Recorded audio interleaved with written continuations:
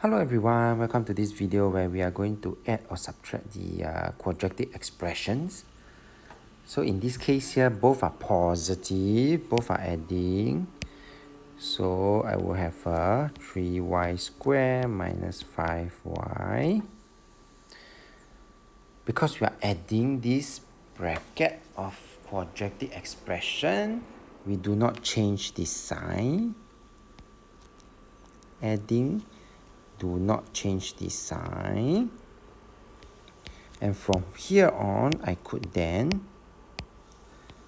continue to simplify the like terms. So 3 minus 1, positive 2y squared, negative 5y, and negative 3y. After I simplify, they should give me negative 8y. And we are done with this question because y squared and y are unlike terms. Okay? This will be the final answer. We have come to the end of this video. If you like this video, do give it a thumbs up. Thank you for watching and have a nice day.